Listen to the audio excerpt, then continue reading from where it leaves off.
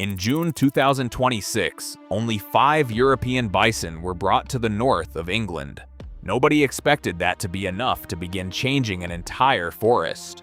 Within a month, they were felling trees, opening new clearings. And where their trails ran, wildflowers began sprouting again. Beetles, butterflies, and dozens of other species started returning. These were the first wild bison on this land in 6,000 years. Soon the rangers noticed something else. One of the females was pregnant. This meant the herd had not merely settled in, it already had a future. Even the BBC came to film the story as a separate segment.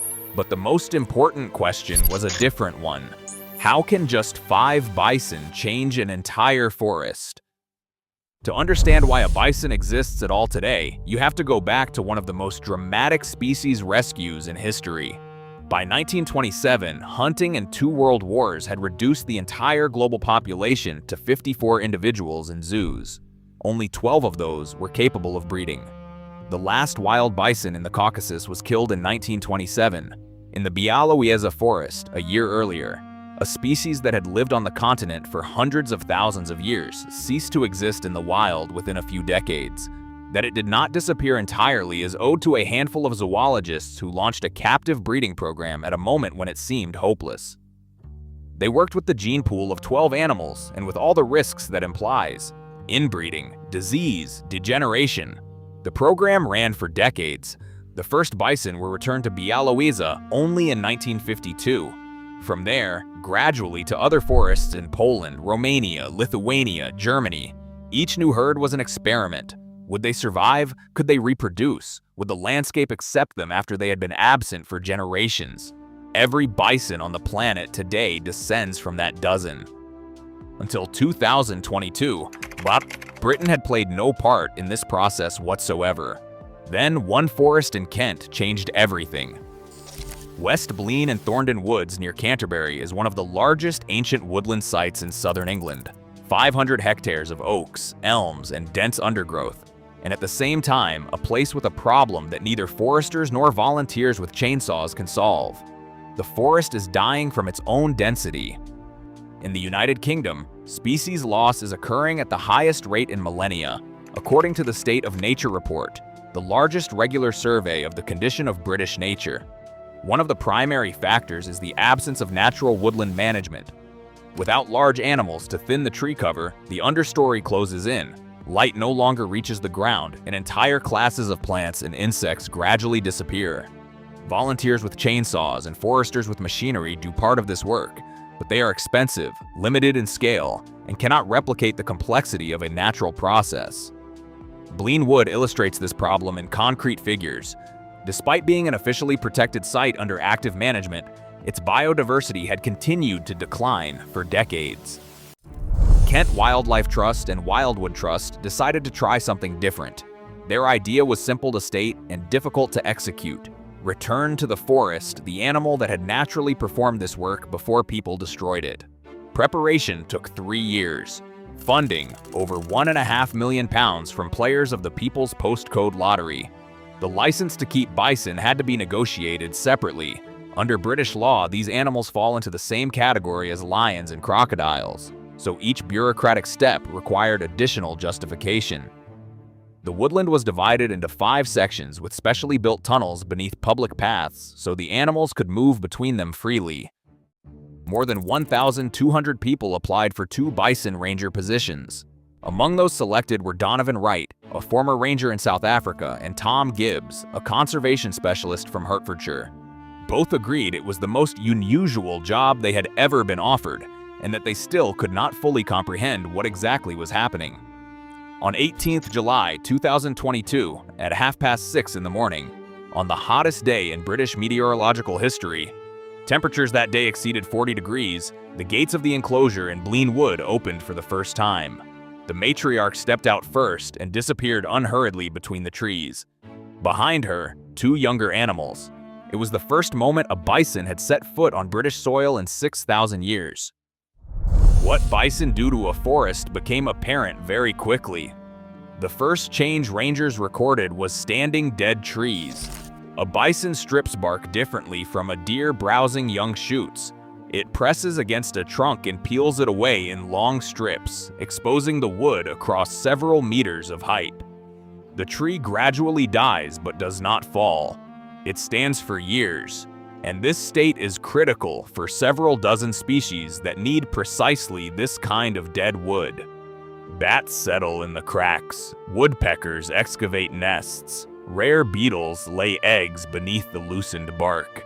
Where the bison pushed routes through dense undergrowth, light began reaching the ground, and a forest floor that had remained in shade for years began to come alive. In places where the animals rolled in sand baths, digging pits with their front legs and rolling in clouds of dust to rid themselves of parasites, bare patches of earth appeared, into which seeds of sand-loving plants immediately began to move. Alongside the first bison, Exmoor ponies, Iron Age pigs, and Longhorn cattle also arrived at Blean, together managing a section that the project organizers compared in area to 11 Vatican squares.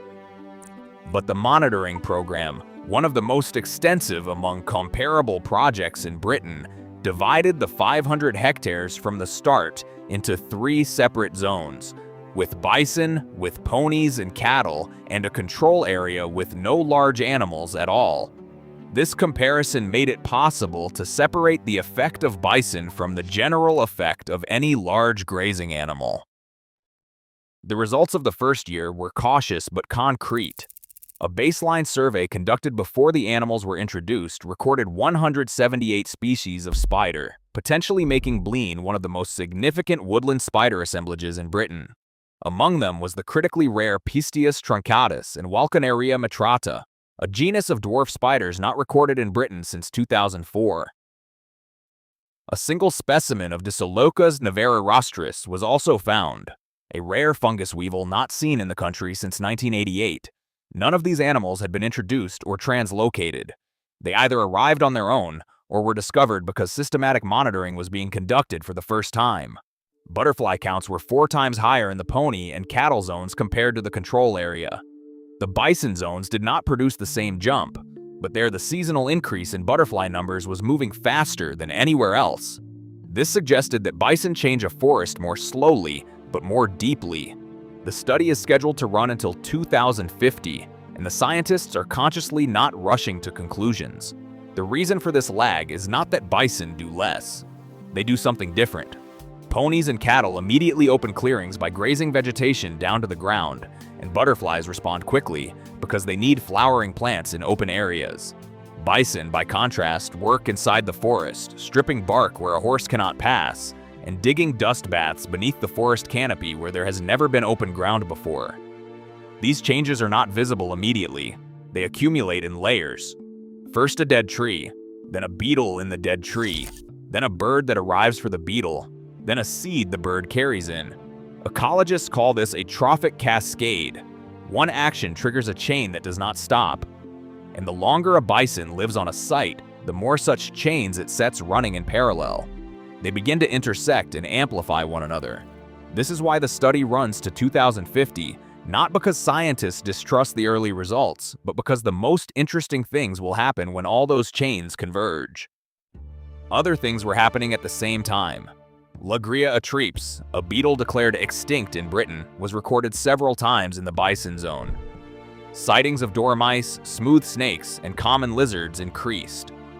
Among the unexpected details, the composition of the herd itself. The matriarch came from Scotland, 2 younger females from Ireland, the bull from Germany. When the matriarch unexpectedly gave birth to a calf in September 2022, the rangers watched from a distance. They had not known she was pregnant. The bull had not yet arrived at that point, and he was delayed by veterinary paperwork complicated by post-Brexit rules between Britain and the EU. He arrived in December 2022 and wasted no time. In winter 2023, the matriarch gave birth to a second calf. By autumn 2025, the herd numbered 9 animals, 4 adults and 5 calves born at Blean, including the first calf of a 3rd generation. Throughout this time, the herd existed within just 50 hectares. In September 2024, construction began on Britain's first Bison Bridge. 4 crossings beneath which the animals would pass freely while visitors walked above. The structure cost £1 million and will open 200 hectares of forest to the herd, 4 times the territory they currently occupy. A documentary was made about this story. Here Giants traces the journey of the European bison from Bialowieza to Blean Wood. It won the award for Best Short Film at the Wildlife Conservation Film Festival 2025, and its British premiere took place in Bristol. When the bison bridges are completed, the herd will have 4 times as much space and 4 times as much forest in which those chains can unfold. In 3 years, the herd grew from 4 animals to 9. A beetle considered extinct reappeared, and the forest that had existed within 50 hectares will soon have access to 200. There is not a single one of these outcomes that can be explained by chance or coincidence, and it was precisely these results that formed the argument with which Wildwood Trust came to Cumbria. What bison do to a forest is a theory tested in Kent, but can it scale? In 2026, the attempt was made in Cumbria. And this is not simply a larger Blean, this is a different model. 5,000 acres between the Eden and the Esk, 10 times the size of the 500 hectares in Kent. Here there is forest, and river floodplain, and open pasture. The estate borders Solway Firth, another 2,800 acres of salt marsh not included in the project but forming the ecological context around it. This is not an isolated patch of woodland fenced off from surrounding farmland. It is part of a continuous landscape where one ecosystem flows into another. On part of the estate, thousands of cattle and sheep graze as part of ordinary farming, fodder crops, beef cattle, sheep. On a separate section live 5 bison from Blean Wood. The project is called Solway Wildlands, and the bison are not the first arrivals. Beavers have been living on the estate for a year and have already created wetlands where none existed. The effect, according to the estate team, has been dramatic. Within a year, the beavers dammed several streams, raised water levels, and turned patches of dry woodland into wet meadow. The bison are meant to do for the forest what the beavers did for the water, but by different means and at a different scale. The project is planned for 5 years, and Wildwood Trust regards it as a critical step toward making bison a standard tool of conservation work in Britain, rather than an exception requiring separate justification every time. Wildwood Trust retains ownership of the animals and advises the project, but day-to-day management remains with the estate team. Estate manager Toby Mounsey Haysham is convinced that farming and wild nature can coexist on the same land. We're trying to use the right land for the right purposes. The first month has produced few numbers, but it has already produced a picture. The bull knocked down several large trees shortly after leaving the quarantine enclosure. Not individual branches, but trunks, which opened up the canopy and let sunlight reach the ground. Where the bison first passed through, new grasses and flowers have appeared, species not previously present on these patches. Mounsey Haysham says he can see this without any measurements at all. The forest is becoming more diverse in real time. The herd is behaving confidently. No disorientation, no pressure against the fencing, no signs of stress after the long journey from southern England to the north. But the honest answer to what exactly is happening in Cumbria will not come in a month or even a year. In Blean, it took 3 years for the first extinct beetle to appear. The scientific monitoring program developed in Kent has now been launched here too, and will record everything from this month onward. 5,000 acres, 5 animals, 5 years. The data that emerges from Castletown will either confirm what Blean demonstrated at small scale or reveal something nobody anticipated. The release was staged in phases, first in a smaller section, so the herd could settle without undue stress. Rangers described the animal's behavior as confident, no disorientation, no pressure against the fencing. The bull began stripping bark almost immediately after leaving the quarantine enclosure. Several substantial trunks already stand bare. Where the forest canopy has opened, sunlight has reached the ground and grasses have appeared that were not there before. Mounsey Haysham says the forest is becoming noticeably more diverse, and that this is visible without any measurements. The financial model at Castletown differs fundamentally from the one in Kent. Blean was built on grants and lottery funding. Castletown is oriented from the outset towards self-sufficiency. Carbon credits from restored woodland, nature tourism, research partnerships with universities. If this model works, it will give the next project not just a conservation argument, but an economic one, and make rewilding accessible to private landowners who have no access to grant funding.